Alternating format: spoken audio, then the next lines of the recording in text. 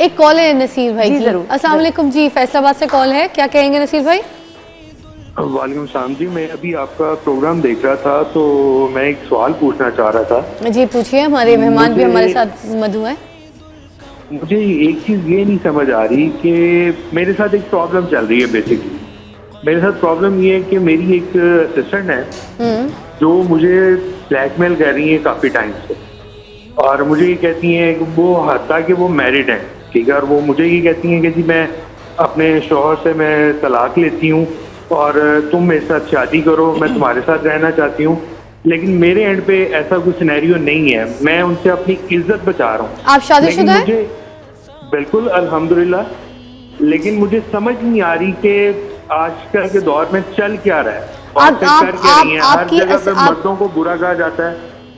आपकी असिस्टेंट है, आपके साथ काम करती हैं, आपकी कुलीग है और आपको ब्लैकमेल कर रही हैं बिल्कुल कि मुझसे शादी करो। बिल्कुल। तो किस तरीके से ब्लैकमेल हो रहे हैं आप? आपने कोई अपना तो हाथ दिया होगा, कोई ऐसी गलती तो की होगी, कोई ऐसा काम तो किया होगा, कहीं आपने कोई कुछ तो गलत किया है, कोई मुंह काला किया है आपने जो आप ब्लैकमेल हो रहे हैं? कुछ तो हो रहा है। मैंने नहीं, मैंने ऐसा कुछ नहीं किया। तो फिर ब्लैकमेल क्यों हो रहा है? शट अप कॉल दे उसको कि भाई I am not that type, I can't marry you. या फिर आपने दोस्ती का ताल्लुक इतना गहरा कर लिया होगा कि अब आपको फोर्स कर रही है। कुछ तो किया है ना, औरत को बुरा कह रहे हैं, कुछ आपकी भी तो गलतियां होंगी। ऐसे कैसे हो सकता है? मेरे एंड पे दूध से मक्खी निकाले आप और आप बोले कि जी फिर ऐसा नहीं है। मेरे एंड पे अगर कोई गलती होती तो मैं शायद आपके शो पे कॉल ही नहीं करता, ठीक है? तो आप उसको शट अप कॉल देना। मेरे प्रोग्राम में कॉल करके मुझे क्यों बता रहे हैं कि एक असिस्टेंट आपके पीछे पड़ गई है, शादीशुदा है, अपने शौहर से तलाक लेने के लिए तैयार है?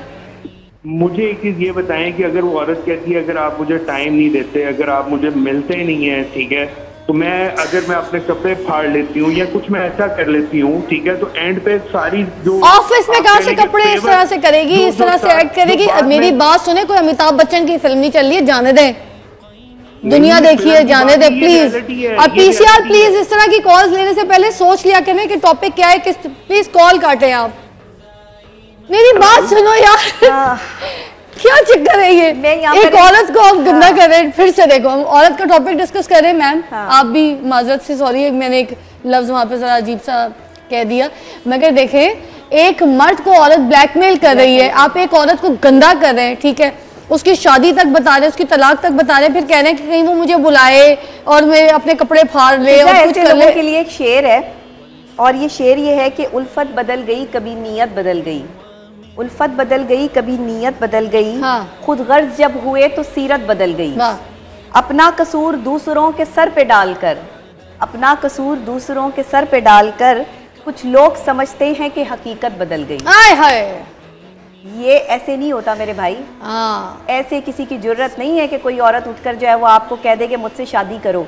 शादी करने के लिए वही औरत कहेगी जिसे आपने कभी जो है वो भाव दिया होगा। गंदा देखे कैसे करे कि वो अपने मियां से तलाक लेके, और अगर वो शादी कर रही है तो उसके जहनी कोई इस तरह का कोई मर्ज होगा उसको, या कोई प्रॉब्लम होगी कि वो फिर हर किसी को तंग करती होगी, या तो फिर ये कोई मसला है। असिस्टेंट क्यों रखा है फिर उसको अपना? आप उसे, हाँ जाहिर है असिस्टेंट है, आपका असिस्टेंट है तो आपने कुछ तो उसको कहा होगा ना। अब अपनी बीवी से बचने के लिए या मामलात को जो है वो खराबी के लिए अगर आप ऐसा चाह रहे हैं तो ऐसा ना करें, किसी भी औरत को जो है वो तजलील ना करें। अपना कसूर दूसरों के सर पे डालकर आप ये ना समझें कि हकीकत बदल गई। हकीकत कुछ और होती है। जब तक कोई औरत किसी मर्द के पीछे नहीं पड़ती फिजा, जब तक मर्द उसको जो है वो ये इजाजत नहीं देता, ना औरत की इजाजत के बगैर मर्द उसको हाथ लगा सकता है, ना मर्द की इजाजत के बगैर औरत उसके जो है वो करीब जा सकती है। मुझे लगता है बात बढ़ गई है, इनकी बेगम तक थोड़ी सी बात पहुंच गई है, जिस वजह से डर के ना इन्होंने हमारे शो पे भी कॉल करके अपने आप को बचाना। मैम आप क्या कहेंगी ऐसे लोगों के बारे में? मैं यही बात कर रही थी ना कि आज का माशरे का कोई भी मर्द किसी औरत पे उंगली उठा के यूं रख देना क्या ये खराब औरत है, वो औरत खराब हो जाती है, जबकि नहीं होती। तो ये यही कॉल थी ना। देखिए, ये कोई आज का प्रॉब्लम नहीं है, फिर ये दुनिया के बनने से लेकर अब तक एक अच्छाई, बुराई, गलत और ठीक की जंग जारी और सारी है। अल्लाह ने 1.25 लाख रोल मॉडल्स दिए हैं मर्दों के लिए, लेकिन मैं कुर्बान उस ज़ात के कि जिसने फ़कत एक रोल मॉडल सिन्फ़ निस्फ़ा के लिए, यानी शायद खुदा को 1.25 लाख नबियों और 12 इमामों की ज़रूरत थी मर्दों के लिए आईने तैयार करने के लिए, लेकिन जब अल्लाह चाहता था कि मस्तूरात के लिए आईना बनाए, मिसाल बनाए, तो अल्लाह ने एक ही मस्तूर को अव्वलीन से आखिरीन तक। तो रोल मॉडल असल में मकसद क्या है कि जो जनाब सैयदा का पैकर है वो जनाब हवा के लिए भी रोल मॉडल है, बेशक, और सुबह क़यामत तक आने वाली हर औरत के लिए। बेशक मैम, जनाब सैयदा की 3 खूबियां हैं। वो खुद कहती है मुझे 3 चीज़ों से इश्क है, यानी मुझे आपको क्या बनना है, 3 चीज़ों से जनाब फातिमा इश्क करती हैं। पहला कुरान की तलावत, माशाल्लाह, दूसरा ज़ियारत रसूल पाक, और तीसरा इन्फाक फी सबीलिल्लाह। ये दीन को 3 अंदाज में बयान कर दिया। यानी मैम एक छोटी सी ब्रेक लेंगे, एक वक्फा है, उसके बाद दोबारा ज्वाइन करते हैं। मगर आखिरी में जाते जाते मैं ये कहूँगी, खुदारा आप जो माशरे के मर्द हैं ना, आप लोग ना शेटर हैं औरत के लिए। औरत कहीं रोड पे जा रही हो, आपकी जान पहचान हो ना हो, मगर आप उसका शटर है यार। आपके घर में जो औरत बैठी है उसका भी शटर है, आपकी बीवी, बच्चे, बहन, बेटी, सबका।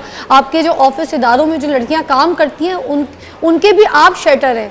पर्दा रखें भाई ऐसी चीज़ों का। किसी औरत की इज्जत को ऐसे उछाल लें, आपकी अपनी गलती बता नहीं रहे, अब अपने ऊपर आइए तो इस तरह की कॉल करें किसी प्रोग्राम में। यार खुदा किसी औरत की इज्जत कीजिए।